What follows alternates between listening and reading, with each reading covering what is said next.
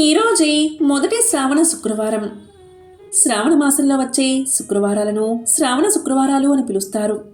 హిందువులకు శ్రావణ మాసం ఎంతో విశేషమైన మాసం. మహిళలందరూ ఈ మాసంలో వచ్చే శుక్రవారాల్లో వరలక్ష్మీదేవిని వరమహాలక్ష్మీదేవిగా ఆరాధిస్తారు. శ్రీ మహావిష్ణువు యొక్క జన్మ నక్షత్రమైన శ్రవణ నక్షత్రం పేరుతో వచ్చే ఈ శ్రావణ మాసంలో శ్రీ మహాలక్ష్మీదేవిని శ్రీ వరలక్ష్మీదేవిగా భావించి పూజిస్తారు. మరి ఈరోజు ఈ కథను వింటే చాలు ఆ మహాలక్ష్మీదేవి యొక్క సంపూర్ణ అనుగ్రహం లభిస్తుంది. మరి ఆ కథ ఏంటో ఎప్పుడు తెలుసుకుందాం. ధనం మూలం ఇదం జగత్ అన్నారు పెద్దలు. అంటే ఆ ధనానికి అధిదేవత అయిన మహాలక్ష్మీదేవిని పూజిస్తే అష్టైశ్వర్యాలు భోగ భాగ్యాలు కలుగుతాయి. మరి ఎంతో విశేషమైన ఈ శ్రావణ మాసంలోని మొదటి శుక్రవారం రోజు ఈ కథను విన్నా, చదివినా, చెప్పినా, వినిపించినా సకల శుభాలు కలుగుతాయి. ఆ లక్ష్మీదేవి యొక్క అనుగ్రహం తప్పకుండా మీకు కలుగుతుంది. మరి ఆ కథ ఏంటో ఇప్పుడు ఈ వీడియోలో తెలుసుకుందాం. అదే శ్రీ శుక్రవార లక్ష్మీ కథ. ఒక బ్రాహ్మణుడికి 7 కొడుకులు ఉన్నారు. వారందరికీ పెళ్లిళ్లు జరిగి భార్యలు కాపురానికి వచ్చారు. దీనివల్ల ఆ 7 వేరే కాపురాలు పెట్టి సుఖంగా జీవితాన్ని గడుపుతున్నారు. ఇలా ఉండగా ఒకరోజు ఉదయమే శుక్రవారపు మహాలక్ష్మి లోక సంచారం చేస్తూ ఆ బ్రాహ్మణుడి కోడళ్ళ ఇంటికి వచ్చింది. ఒక కోడలు పొద్దుటే పిల్లలకు భోజనం పెట్టి తాను కూడా తింటూ ఉంది. ఇంకొక కోడలు పాచి వాకిలలో పేడ వేసుకుంటూ ఉంది. మరొక కోడలు పాత గుడ్డలను పెట్టుతూ ఉంది. ఇంకో కోడలు పాచి వాకిలలో వడ్లు దంపుతూ ఉంది. మరొక కోడలు పాచి వాకిలి అందే పిల్లలకు తలంటి తాను కూడా తలంటుకుంది. ఈ విధంగా 6 కోడళ్ళు చేయడం చూసి శుక్రవారపు మహాలక్ష్మి వారి ఇళ్లకు వెళ్ళక పెద్ద కోడలు ఇంటికి వచ్చింది. పెద్ద కోడలు ఇల్లు అలుక్కుని వాకిట కల్లాపు జల్లి స్నానం చేసి పసుపు రాసుకుని బొట్టు పెట్టుకుని కట్టుకున్న బట్ట భర్తకు ఇచ్చి తాను తలుపు వెనుక కూర్చుని ఉంది. అక్కడ గల శుభ్రతకు మెచ్చుకుని శుక్రవారపు మహాలక్ష్మి అరుగు మీద కూర్చుని ఇలా పలికింది. అమ్మాయి, బయటికి ఒకసారి రావమ్మా అని పలికింది. అప్పుడు లోపల నుండి పెద్ద కోడలు ఇలా పలికింది. అమ్మా, నేను రావడానికి వీలు లేదు. మేము చాలా పేదవారం. మాకు ఒక బట్టే ఉంది. అందువల్ల దానిని నా భర్తకిచ్చి ఆయన్ని యాయా వారానికి పంపాను. వారు వచ్చే వరకు నేను ఇక్కడే ఉంటాను అని సమాధానం చెప్పింది. అప్పుడు శుక్రవారపు మహాలక్ష్మి తన బట్టలో సగాన్ని ఆమెకు కట్టబెట్టి తనకు ఒక సోలెడు బియ్యము వార్చి పెట్టమని కోరింది. అలా కోరగా ఆ ఇల్లాలు ఎంతో బాధపడి ఇలా చెప్పింది. నా భర్త వచ్చే వరకు ఈ ఇంట్లో బియ్యం ఉండదు అమ్మా అని చెప్పింది. అప్పుడు శుక్రవారపు మహాలక్ష్మి ఇలా పలికింది. అమ్మాయి, నేను చెప్పేది విను. శుక్రవారపు మహాలక్ష్మి మా ఇంటికి వచ్చింది. ఆమెకు ఈ సరుకులు కావాలి అని వర్తకులకు చెప్పి కావలసినవి తెచ్చుకో అని చెప్పింది. అప్పుడు ఆ బ్రాహ్మణ స్త్రీ వర్తకుడి దగ్గరకు వెళ్ళి శుక్రవారపు మహాలక్ష్మి మా ఇంటికి వచ్చింది, సరుకులు ఇవ్వండి అని అనగానే వర్తకుడు పెద్ద కోడలకు కావలసిన సరుకులన్నీ ఇచ్చాడు. తరువాత పెద్ద కోడలు కోమటి ఇంటికి వెళ్ళింది. కోమటితో శుక్రవారపు మహాలక్ష్మి మా ఇంటికి వచ్చింది. నాకు బియ్యము, పప్పు మొదలైన పదార్థాలు ఇమ్మని కోరగా కోమటి మారు మాట్లాడకుండా బియ్యము, పప్పు మున్నగు వంటకు కావలసిన సరుకుల్ని ఇచ్చాడు. తరువాత పెద్ద కోడలు తెలుగుల వాని ఇంటికి వెళ్ళింది. అక్కడికి వెళ్ళి అతనితో శుక్రవారపు మహాలక్ష్మి మా ఇంటికి వచ్చింది. నాకు తెలగపిండి, నూనె కావాలి అని తెలుకలవాణ్ణి అడగగా తెలుకలవాడు మారు మాట్లాడకుండా తెలగపిండిని, నూనెను ఇచ్చాడు. తరువాత పెద్ద కోడలు కంచరి ఇంటికి వెళ్ళింది. అక్కడకు వెళ్ళి కంచరితో శుక్రవారపు మహాలక్ష్మి మా ఇంటికి వచ్చింది కాబట్టి నాకు పాత్ర సామాగ్రి కావాలి అని కంచర్ని అడగగా కంచరి మారు మాట్లాడకుండా ఇంటికి కావలసిన పాత్ర సామాగ్రిని పెద్ద కోడలకు ఇచ్చాడు. తరువాత పెద్ద కోడలు సాలెవాణి ఇంటికి వెళ్ళింది.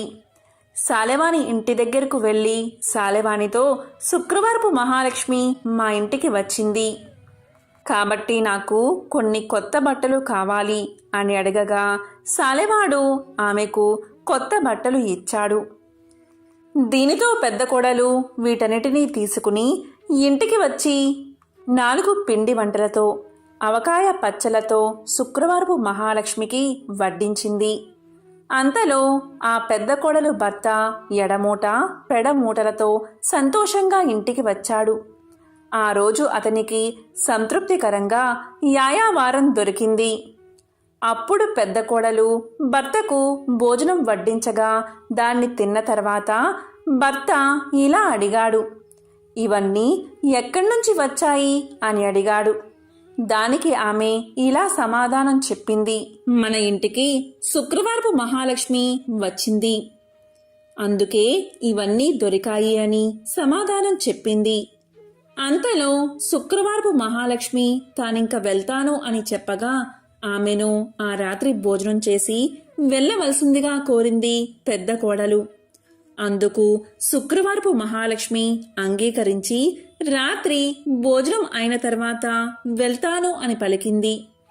అప్పుడా పెద్ద కోడలు ఇలా పలికింది, అమ్మా, ఇంత చీకటిలో ఎలా వెళ్తావు? రేపటి ఉదయాన్నే నువ్వు వెళ్ళవచ్చులే అని పలికింది. అందుకు శుక్రవారపు మహాలక్ష్మి అంగీకరించి అక్కడే పడుకుని కొంత రాత్రికి లేచి తనకు కడుపు నొప్పిగా ఉన్నదని చెప్పింది. దీనివల్ల బయటకు వెళ్ళి వస్తానని పలికింది. అందుకా పెద్ద కోడలు, అమ్మా, చీకటిలో వీధిలోకి వెళ్ళవద్దు, కాబట్టి ఓ మూల కూర్చో అని పలికింది.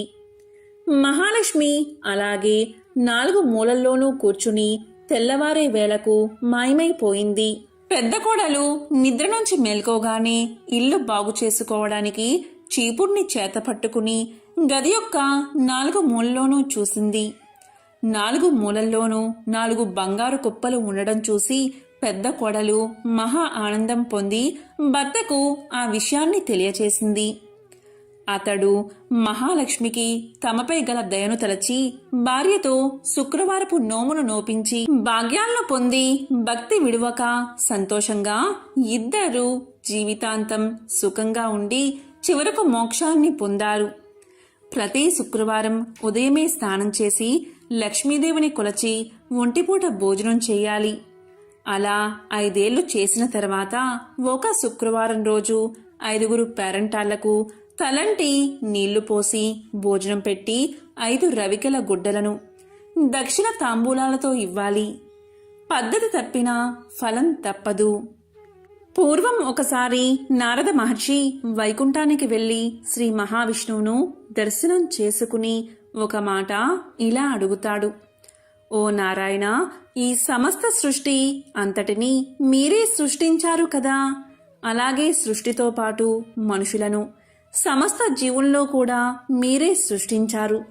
మీరు సృష్టించిన మనుషులలో అత్యంత ధనవంతులుగా భాగ్యవంతులుగా సిరి సంపదలతో కొంతమంది తులతూగుతూ ఉన్నారు.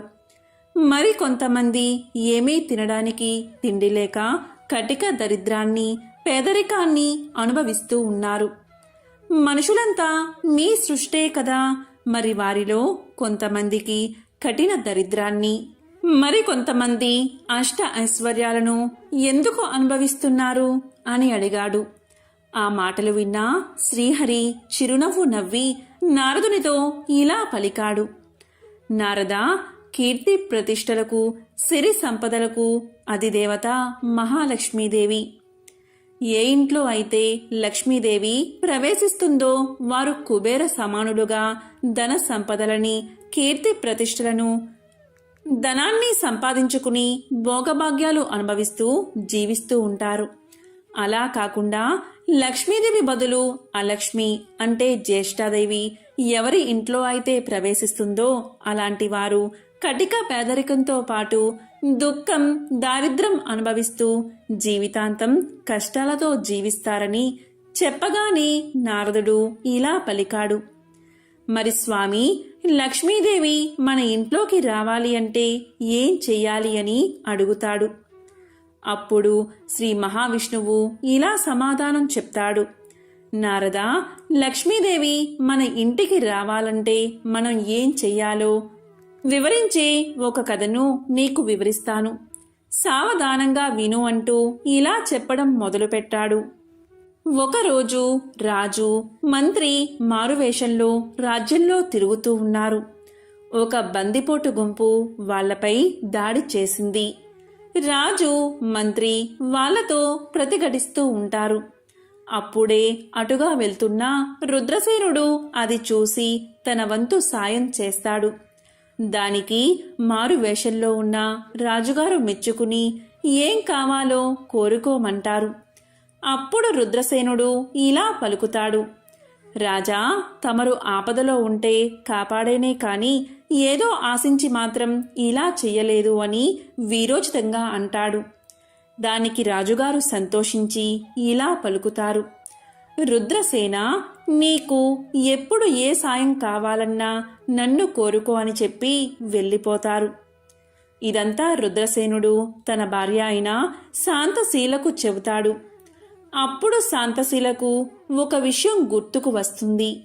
అదేంటి అంటే, కొద్ది రోజుల క్రితం శాంతశీల కట్టెలకని అడవిలోకి వెళ్ళినప్పుడు అక్కడ ఒక మునీశ్వరుడు తారసపడతాడు. ఆ మునీశ్వరుడు శాంతశీలకు ఇలా చెప్తాడు. తల్లి, ఒక విషయం చెబుతాను, శ్రద్ధగా విను. లోకమంతా చీకటిగా, అది కూడా శుక్రవారం రోజు ఎవరి ఇంట్లోనూ దీపం లేకుండా ఉండి నీ ఇంట్లో మాత్రం దీపం పెట్టి గుమ్మానికి అడ్డంగా కూర్చో. అప్పుడు ఇంట్లోని వెలుగును భరించలేక నల్లని చీర కట్టుకున్న ఒక ఆమె నీ ఇంట్లో నుంచి బయటకు వెళ్ళడానికి ప్రయత్నిస్తుంది. అప్పుడు ఆమెను నువ్వు అడ్డగించి బయటకు వెళ్తే లోపలికి రాకూడదని షరతు విధించు. అప్పుడు ఆమె, నేను లోపల ఉంటే ఈ వెలుగును భరించలేను, చీకటిలోకి వెళ్ళిపోతాను అంటుంది.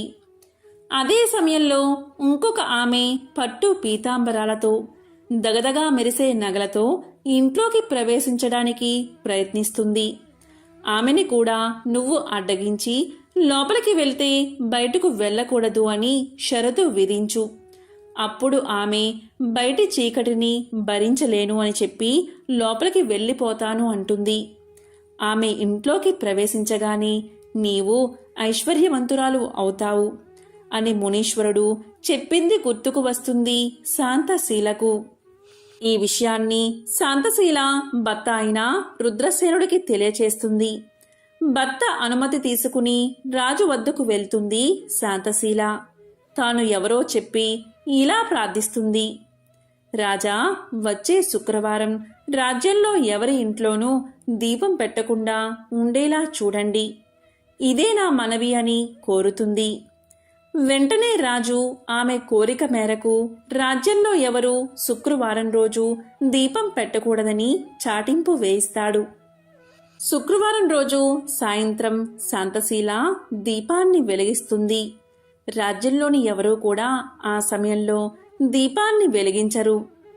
అప్పుడు లక్ష్మీదేవి నగర సంచారం చేస్తూ నగరంలో ఎవరూ కూడా దీపం వెలిగించకుండా ఉండడం చూసి, శాంతశీల ఇంట్లో దీపం వెలుగుతూ ఉండడం చూసి ఎంతో సంతోషిస్తుంది. ఇక శాంతశీల ఇంట్లో దీపారాధన చేయగానే నల్లని వస్త్రాలు ధరించి చింపిర జుట్టుతో ఒక ఆవిడ ఇంట్లో నుంచి బయటకు వచ్చి ఇలా పలుకుతుంది. నేను ఈ దీపం వెలుగులో ఉండలేను కాబట్టి బయటకు వెళ్ళిపోతాను అని పలుకుతుంది.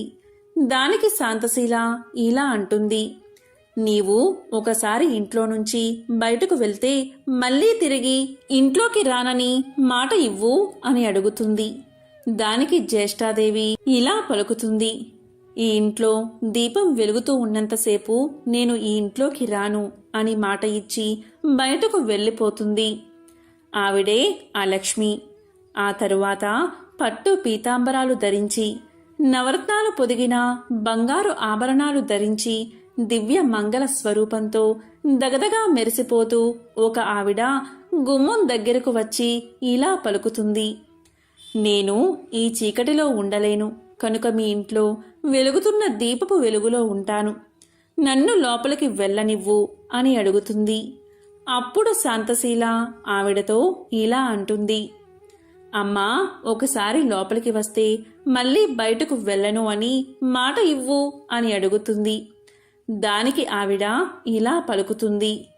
నీ ఇంట్లో సాయం సమయంలో దీపం ఉన్నంత వరకు నేను బయటకు వెళ్ళను అని శాంతశీలకు మాట ఇచ్చి ఇంట్లోకి ప్రవేశిస్తుంది. ఆవిడే శ్రీ మహాలక్ష్మీదేవి. ఇంట్లో ఉన్న జ్యేష్ఠాదేవి బయటకు వెళ్ళిపోయి లక్ష్మీదేవి ఇంట్లోకి వచ్చిన వెంటనే శాంతశీల ఐశ్వర్యాలు పొందుతుంది. కానీ శుక్రవారం రోజు ఎవరి ఇంట్లోనూ దీపం పెట్టకుండా రాజుగారితో ఆజ్ఞ వేయించినందుకు చాలా బాధపడుతూ ఉంటుంది శాంతశీల.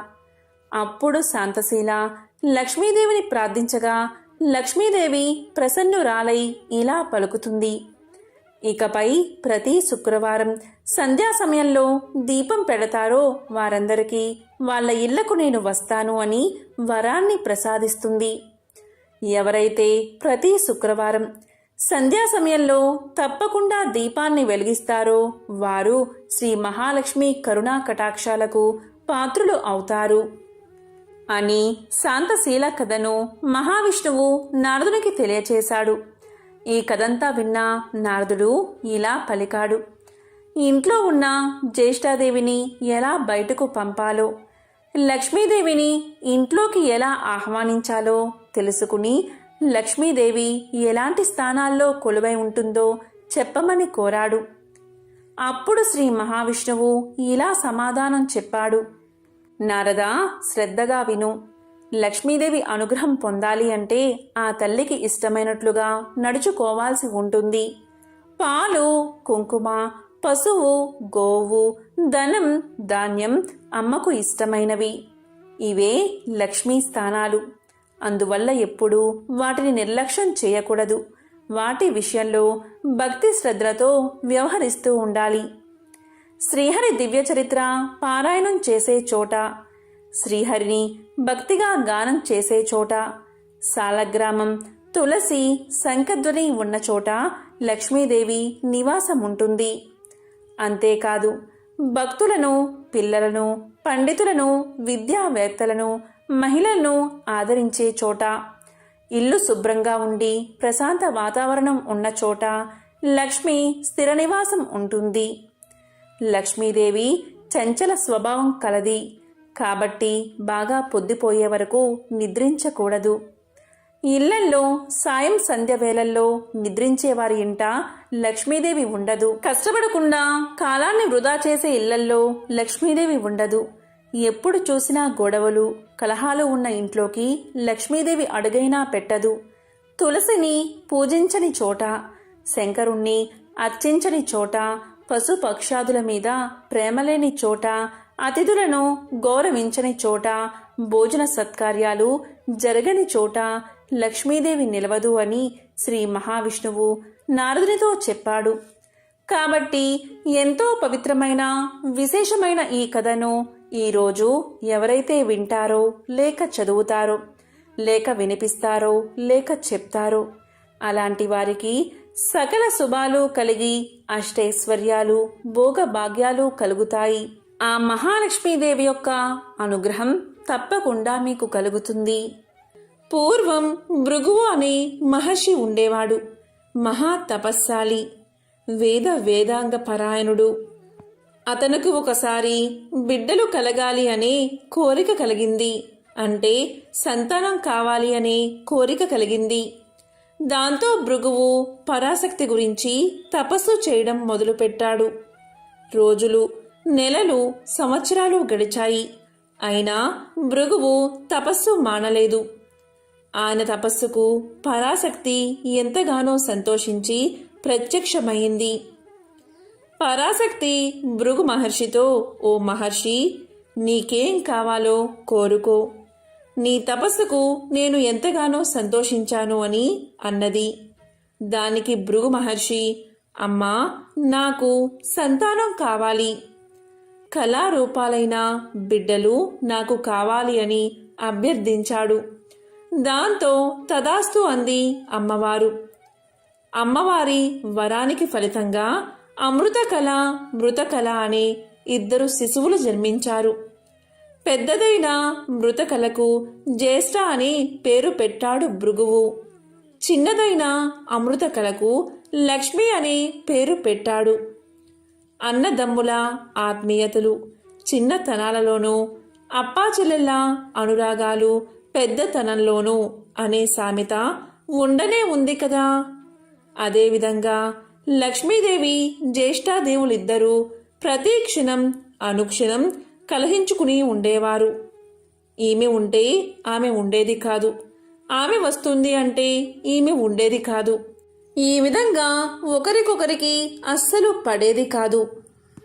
ఇలా ఉండగా లక్ష్మీదేవి శ్రీ మహావిష్ణువును ప్రేమించింది.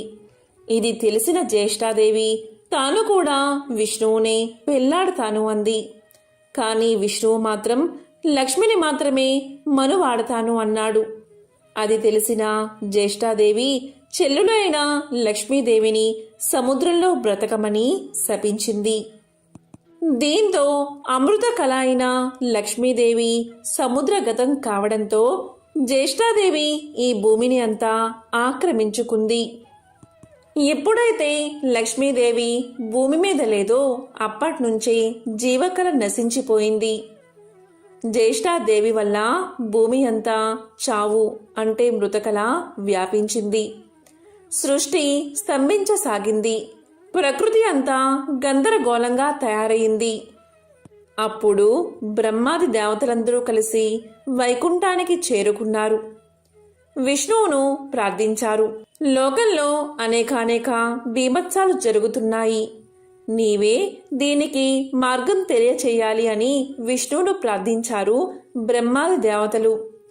అప్పుడు విష్ణుమూర్తి, ఓ బ్రహ్మాది దేవతలారా, ఈ విషయంలో నేనేమీ చెయ్యలేను. మీరు వెంటనే భృగు మహర్షిని ఆశ్రయించండి, అతనే తగిన పరిష్కారాన్ని మీకు తెలియజేస్తాడు అని తెలియజేశాడు విష్ణుమూర్తి. దాంతో బ్రహ్మాది దేవతలంతా భృగు మహర్షిని ఆశ్రయించారు. తమను ఈ ప్రకృతి వైపరీత్యాల నుంచి కాపాడమని వేడుకున్నారు. అప్పుడు భృగువు ఎంతో కోపంతో పెద్ద కూతురు అయిన జ్యేష్ఠాదేవిని భూమిని వదిలి వెళ్ళిపోమ్మన్నాడు. కానీ జ్యేష్ఠాదేవి తండ్రి మాటను తిరస్కరించింది. విష్ణువుకు భూమి అంటే ప్రేమ కాబట్టి భూమిని వదలను అంది. భూమి మీద తనకు ప్రత్యేక స్థలం చూపించమంది. దీంతో భృగువు విష్ణువును సలహా అడిగాడు. అప్పుడు విష్ణుమూర్తి పూత కాపులేని వృక్షజాతిని జ్యేష్ఠాపరం చెయ్యమని సలహా ఇచ్చాడు. అందుకు ఉదాహరణగా చెరువులోని రావి చెట్టును చూపించి దాని మొదట్లో కూర్చోమని చెప్పమన్నాడు. అప్పుడు భృగు మహర్షి అలాగే చేశాడు. అందుకు అంగీకరించింది జ్యేష్ఠాదేవి. రావి చెట్టు కిందకి చేరింది. అది మొదలు రావి చెట్టు ఎవ్వరూ తాకరానిదయ్యింది. జ్యేష్ఠాదేవి రావి చెట్టులోకి ప్రవేశించగానే సృష్టి మరలా ప్రారంభమయ్యింది. అయినా భూమి మీద కళ మాత్రం లేదు.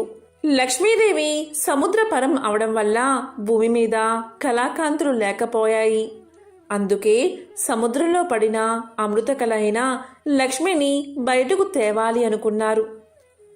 అమృతం కోసం క్షీరసాగరాన్ని మదించిన సమయంలో లక్ష్మీదేవి సముద్రం నుండి బయటకు వచ్చింది. తానున్న చోట తన అక్క ఉండకూడదని, ఆమె ఉండే చోటుకు తాను వెళ్ళను అని ఒప్పందం చేయించుకుని లక్ష్మీదేవి సముద్రం నుండి వచ్చి విష్ణువును వివాహం చేసుకుంది.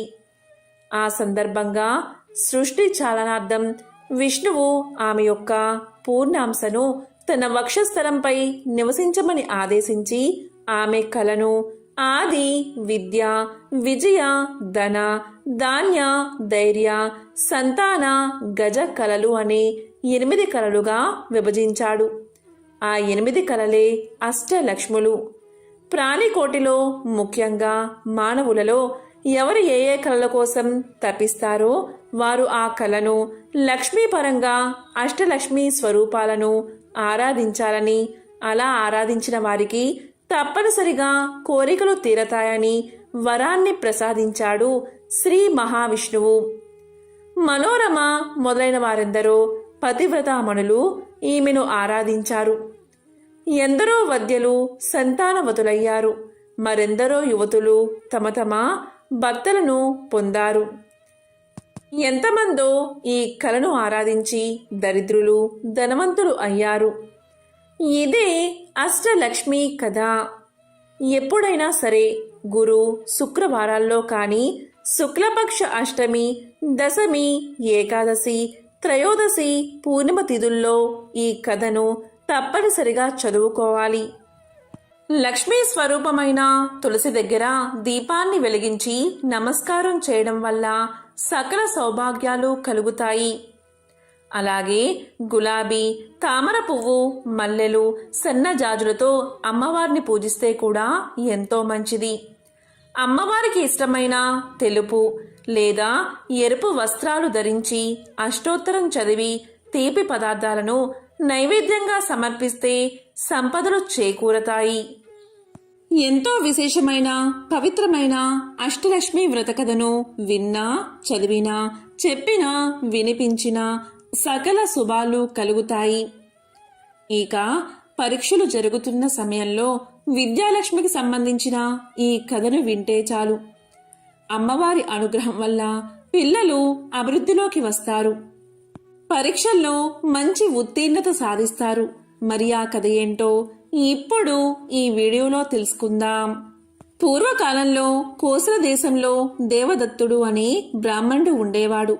అతనికి సంతానం లేదు. అందువల్ల సంతానం కోసం యజ్ఞం చేశాడు. ఆ యజ్ఞంలో ఉద్గాతగా గోబిలుడు అనే బ్రాహ్మణుణ్ణి నియమించాడు. ఏ కారణం వల్లో ఆ గోబిలుడికి ఆ సమయంలో యగశ్వాస దిగశ్వాస కావడం చేత మంత్ర పఠనంలో చిన్న స్వరభంగమైంది. అందుకు దేవదత్తుడు కోపగించి, ఓరి గోబిలా, సంతానార్థమై శవనం చేస్తూ ఉండగా స్వరభంగం చేశావేమిటి అని కసురుకున్నాడు. అందుకు అలిగిన గోబిలుడు, ఇంత కోపిష్టివాడికి యజ్ఞం ఎందుకు? స్వరభంగమైతే ప్రాయశ్చిత్తం చేసుకోవచ్చు, అంతేకాని యజ్ఞ దీక్షలో ఉండి ఉద్గాతపై కోపగించడం మహాపాపం. నీకీ జన్మలో కొడుకు పుట్టినా పుట్టుగాక, వాడు విద్యారహితుడై మూర్ఖుడవుగాక అని శపించాడు. దీనితో దేవదత్తుడు భయపడిపోయాడు. గోబిలుడు అతన్ని శపించాడు కాని శాపం తిప్పే శక్తి తనకు లేదు అన్నాడు. యజ్ఞం ముగిసిపోయింది. యజ్ఞఫలంగా దేవదత్తుడికి కొడుకు పుట్టాడు. వాడికి ఉతత్యుడు అనే పేరు పెట్టుకున్నాడు దేవదత్తుడు. కాని శాపం కారణంగా అతడు వట్టి మూర్ఖుడు, మూగవాడు అయిపోయాడు. మాట్లాడలేడు, చదువు అబ్బలేదు, ఏదీ అర్థం చేసుకోలేడు. విద్యలేని వారిని ఎవ్వరూ గౌరవించరు కదా, అందులోనూ బ్రాహ్మణులు అసలే గౌరవించరు. దేవదత్తుడు ఎంతగా ప్రయత్నించినా కొడుకును తీర్చిదిద్దుకోలేకపోవడం వల్ల విసుగు పుట్టి దేవదత్తుడు ఒక్కగానొక్క కొడుకుని ఇంటి నుండి తరిమేశాడు. అమాయకుడైన ఉతద్యుడు గంగా తీరం చేరి అక్కడ అడవిలో ఒక గుడిసె వేసుకుని ఏకాకిగా బతుకుతున్నాడు. చదువు రానందుకు, పుట్టకముందే శాపం పట్టినందుకు, అయినవారు తరిమేసినందుకు ఎంతగానో ఏడుస్తూ ఉన్నాడు. ఒకరోజు ఒక ఋషి ఆ గుడిసె వద్ద నుండి పోతూ లోనుండి వస్తున్న ఉతద్యుని రోదన ధ్వనికి ఆశ్చర్యపడి లోపలికి వెళ్లి అతన్ని పలకరించాడు. అప్పుడు ఉతత్యుడు తన కష్టాన్ని తెలుపుకున్నాడు ఋషికి. ఆ మాత్రానికి 2 గంటల కాలం పట్టింది. అతని స్థితికి ఋషి హృదయం కరిగింది. అతనికి ధైర్యం చెప్పి, నాయనా, విద్యాలక్ష్మిని పూజించు అన్నాడు. తనకేవీ తెలియదు అన్నాడు ఉతద్యుడు. అది నిజమే కదా. అందువల్లే ఆ ఋషి విద్యాలక్ష్మిని తనే ప్రార్థించాడు. ఈ అమాయకుణ్ణి అనుగ్రహించు అమ్మా అని వేడుకున్నాడు. ఉదధ్యుడు ఊ ఊ అని ఏడుస్తున్నాడు. దానికి ఋషి, ఓయి ఊ ఊ అని ఏడుస్తావెందుకు, ఏ ఏ అని ఏడు అని కసిరి వెళ్ళిపోయాడు. వెంటనే ఉదధ్యుడు ఊ ఊ అండం మాని ఏ ఏ అని ఏడవడం మొదలుపెట్టాడు. ఆ అమ్మవారి లీల అనంతం. ఎవరిని ఎలా అనుగ్రహిస్తుందో ఎవరికి తెలుసు? పరాశక్తి యొక్క ఏకాక్షర బీజమే ఏకారం. అది ఉదధ్యుని ఏడుపులో అర్ధ బిందుమైనది. ఉదధ్యుడు ఋషి ప్రోక్తమట్లు మనసులో విద్యాలక్ష్మిని తలుచుకుంటూ ఏడుస్తూనే ఉన్నాడు. కాలం దొర్లిపోతుంది. క్రమక్రమంగా అతనికి లోక విషయాలు ఎరుకపడసాగాయి. అతనిలో మేధ అభివృద్ధి సాగినది. అతని ఆలోచనలే పూజా సర్వస్వంగా, అతని కన్నీరే పాదాభిషేక ద్రవంగా, అతని ఓ ఏలే జపంగా స్వీకరించింది అమ్మవారు, విద్యాలక్ష్మి అమ్మవారు. కాని తన అభివృద్ధి కూడా అతనికి తెలిసి వచ్చేటట్లు లేదు.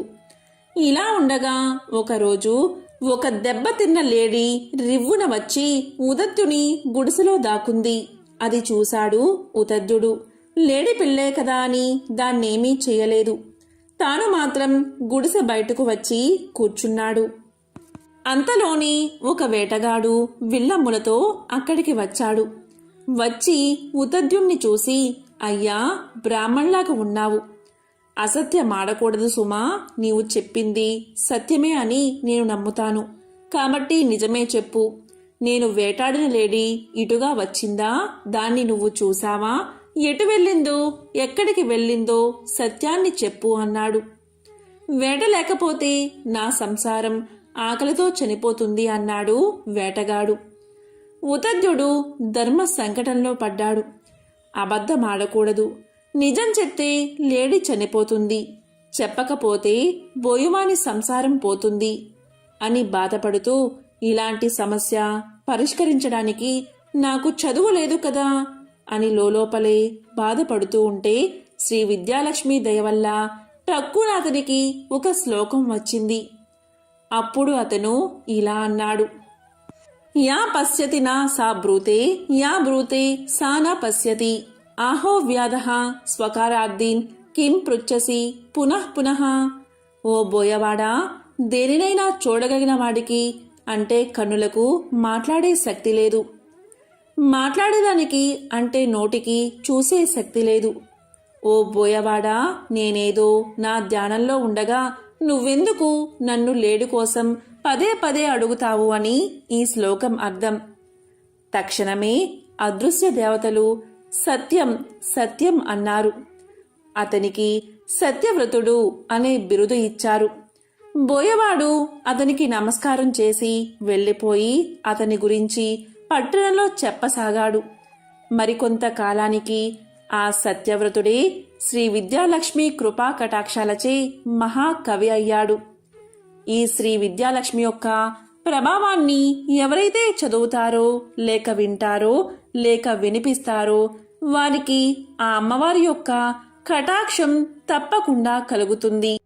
ఎంతో పవిత్రమైన విశేషమైన ఈ కథను విన్నా, చదివినా, చెప్పినా, వినిపించినా జన్మల పాపాలు తొలగి కోటి జన్మల పుణ్యం వస్తుంది.